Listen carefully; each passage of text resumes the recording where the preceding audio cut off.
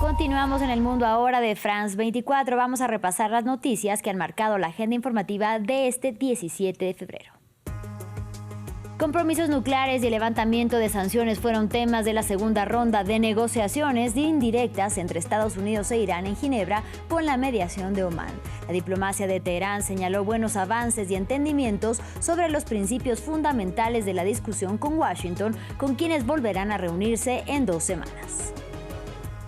Ginebra también es escenario de una nueva ronda de negociaciones tripartitas entre Rusia, Ucrania y Estados Unidos para buscar una salida a la guerra. Washington volvió a presionar a Kiev para llegar a un acuerdo, mientras que Moscú lanzó horas antes del encuentro otro ataque masivo con drones y misiles. Perú está a las puertas de quedarse nuevamente sin presidente. A solo 2 meses de las elecciones, el Congreso debate mociones de censura contra José Gerí con las que se busca su destitución. El mandatario interino se ha visto envuelto en una serie de escándalos por contrataciones a modo y reuniones semiclandestinas con contratistas chinos.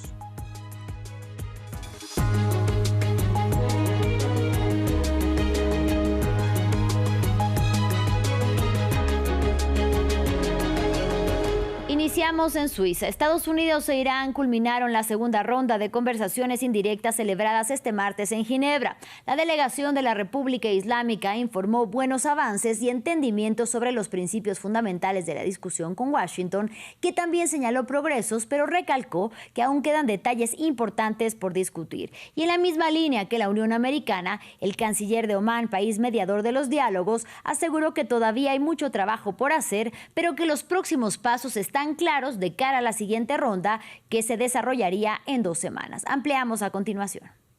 Nueva ronda de diálogos entre Irán y Estados Unidos, luego de que el presidente Donald Trump tildara a los negociadores de la República Islámica de malos. Irán es un negociador muy duro. ¿Son buenos negociadores o malos negociadores? Yo diría que son malos negociadores porque podríamos haber alcanzado un acuerdo en lugar de enviar los B-2 para neutralizar su potencial nuclear. Y tuvimos que enviar los B-2. Espero que sean más razonables. Quieren llegar a un acuerdo. Este martes se celebró la segunda jornada de negociaciones nucleares indirectas en Ginebra bajo la mediación de Omán. En las calles de la ciudad suiza, decenas de manifestantes se pronunciaron en contra de la violenta represión iraní durante las protestas de enero. Aunque al término de las charlas, la delegación del país persa aseveró que los diálogos fueron constructivos y que hubo un entendimiento con respecto a los asuntos principales.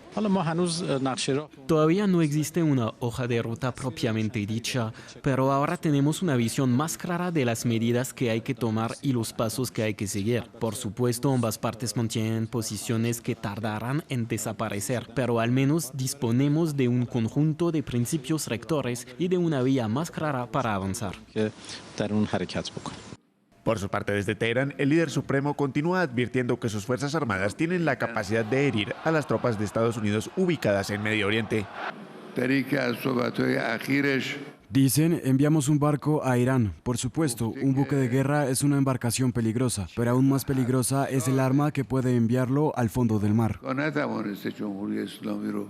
Omán afirmó que si bien queda mucho trabajo por hacer, el diálogo del martes resultó con un buen progreso. Mientras tanto, las agencias de noticias estatales de Irán informaron que la Guardia Revolucionaria y el Ejército llevaron a cabo ejercicios militares a gran escala en el estrecho de Hormuz, cerrando zonas del paso marítimo durante varias horas.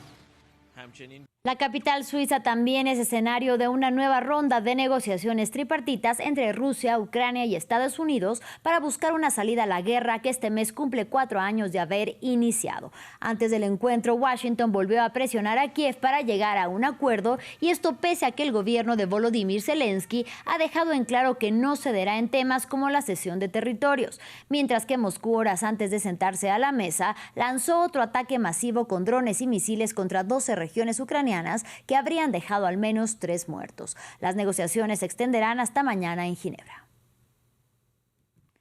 En más información, Estados Unidos informó este martes de nuevos ataques contra 3 presuntas narcolanchas en el Mar Pacífico y el Caribe, un operativo realizado en el marco de la Operación Lanza del Sur que dejó 11 personas muertas y tuvo lugar durante las últimas horas de lunes. Las Fuerzas Armadas estadounidenses informaron que las embarcaciones eran operadas por organizaciones terroristas designadas, y esto sin presentar pruebas.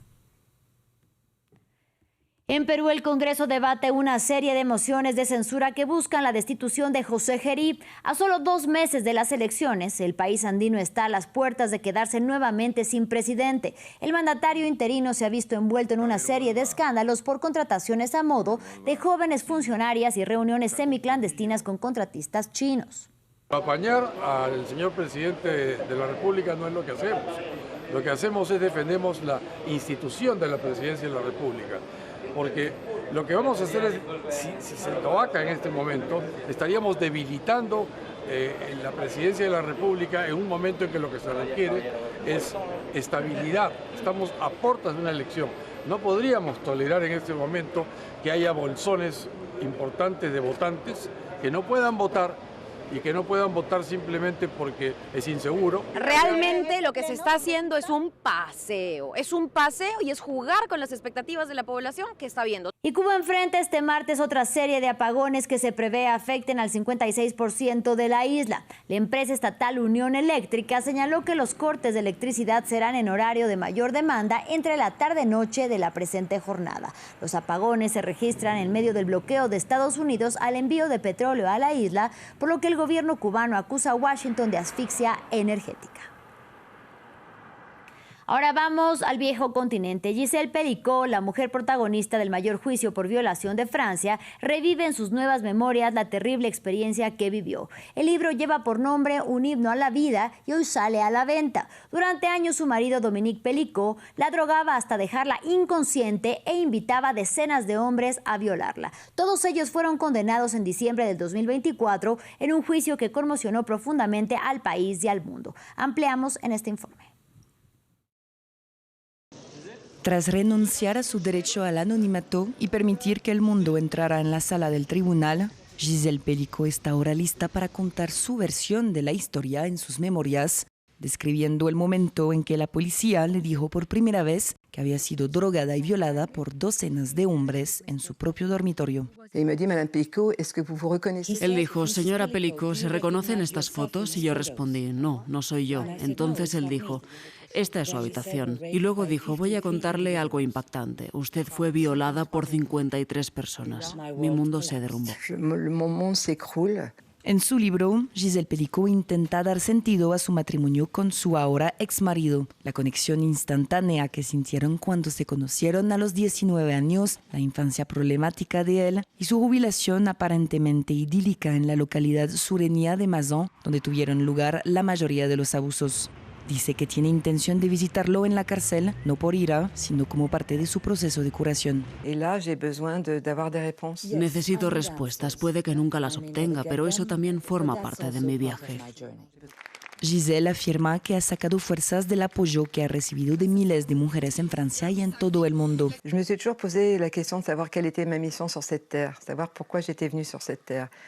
Siempre me preguntaba cuál era mi misión en la Tierra, por qué había nacido. Algunos son pintores, otros son poetas, otros son escritores. Creo que mi misión era dar esperanza a los demás de que incluso después de las dificultades se puede volver a levantarse y elegir la felicidad. Hoy, Giselle Pelicot incluso ha vuelto a encontrar el amor. Vive en una isla al oeste de Francia con su nueva pareja, a más de 800 kilómetros de su antigua vida en Mazan. Bangladesh tiene un nuevo primer ministro. Tariq Rahman juró este martes el cargo en una ceremonia multitudinaria celebrada en la plaza sur del Parlamento de Dhaka. El jefe del Partido Nacionalista de Bangladesh llega al poder tras años de exilio y agitación política y se convierte así en el primer hombre electo en 2 décadas y por lo tanto en quien liderará la transición a la democracia. Su llegada no se entendería sin la revuelta social liderada en agosto por la generación Z y que provocó la caída de la exmandataria Sheikh Hasina. Aquí los detalles. Es el primer hombre en gobernar Bangladesh en 35 años. Tras la aplastante victoria de su bloque, el Partido Nacionalista, en las elecciones parlamentarias, Tariq Rahman es la nueva cara del poder en la nación asiática. Este martes juró como primer ministro del país. Yo, Tariq Rahman, juro solemnemente que cumpliré fielmente con las obligaciones del cargo de primer ministro de gobierno conforme a la ley. Mantendré verdadera fe y lealtad hacia Bangladesh. Preservaré, protegeré y defenderé la Constitución. Es el encargado de restablecer la estabilidad política de Bangladesh tras las intensas manifestaciones de la llamada Generación Z que provocaron la caída de la ex primer ministra Sheikh Hasina. Lo hará con un trágico legado a cuestas, al ser hijo del considerado héroe de la independencia y expresidente Ziaur Rahman, asesinado durante un golpe militar en 1981. Recibe el poder de manos de Muhammad Yunus, el premio Nobel que lideró un gobierno interino durante el periodo de transición que condujo a los comicios de la semana pasada. Rahman dio los lineamientos de lo que será su mandato. Actuaré con todas las personas conforme a la ley, sin temor ni favoritismo, afecto ni mala voluntad. Juro solemnemente que como primer ministro no comunicaré ni revelaré a nadie directa o indirectamente ningún asunto que se someta a mi consideración o llegue a mi conocimiento. El nuevo premier tendrá que transformar a un país traumatizado por la violencia institucional, reformar el Estado y reactivar industrias clave como el sector textil. Continuamos en Estados Unidos. Este martes falleció el líder por los derechos civiles Jesse Jackson, el reverendo bautista que se convirtió en un estrecho colaborador de Martin Luther King y se presentó 2 veces a la nominación presidencial demócrata. Jackson murió a los 84 años. Padecía de Parkinson desde 2017. El presidente Donald Trump dijo que él es un buen hombre con gran personalidad. En este informe les contamos sobre su trayectoria. Jesse Jackson era conocido por decir: la excelencia es el mejor disuasivo contra el racismo, una creencia que trató de reflejar como político, activista y ministro bautista ordenado.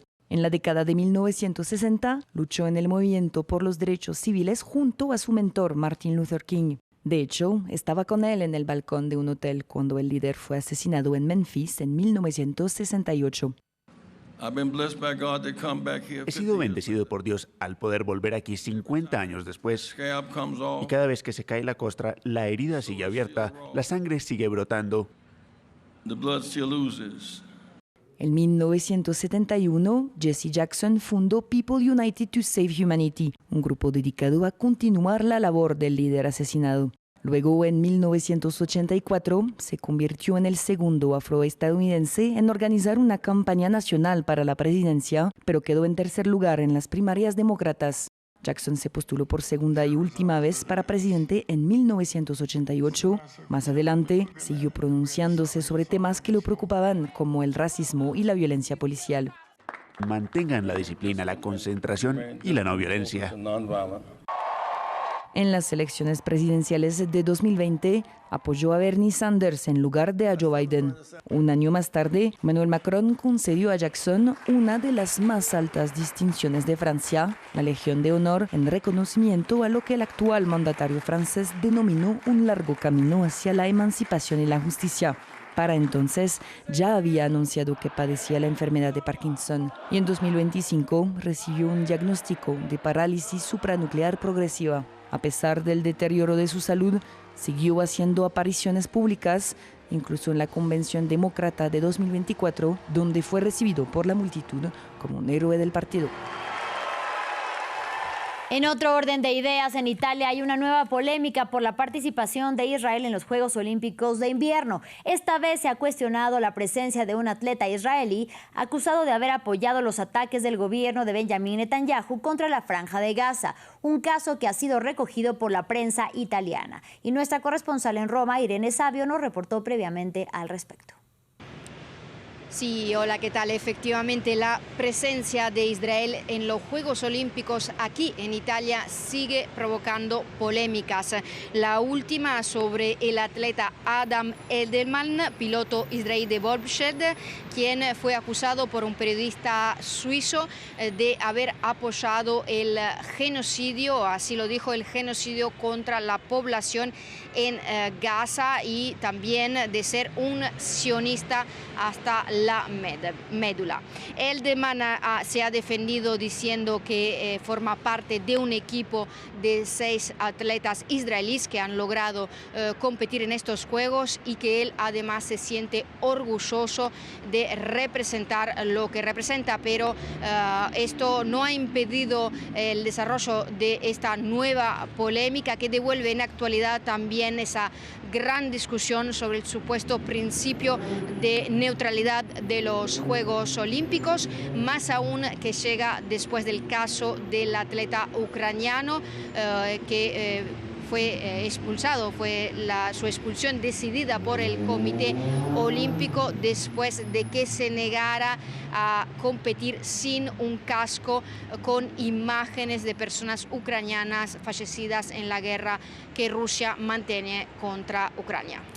Y terminamos con esta imagen, el cantante puertorriqueño Bad Bunny levantando el brazo derecho en señal de victoria y con una pelota de fútbol americano en la mano. Y en la otra, agarrando de la mano al niño que le entregó su Grammy en el show del medio tiempo del Super Bowl. A su lado está el presidente Donald Trump haciendo un reclamo. Así es el graffiti que capta las miradas y causa polémica en una de las calles del centro de Barcelona, en el que el artista Alberto León también dibujó palomas de la paz y la frase en rojo, América. Hasta aquí llegamos al final de este espacio informativo, pero los invitamos a que se queden con nosotros porque ya viene Álvaro Cordero e Historia. Hasta la próxima.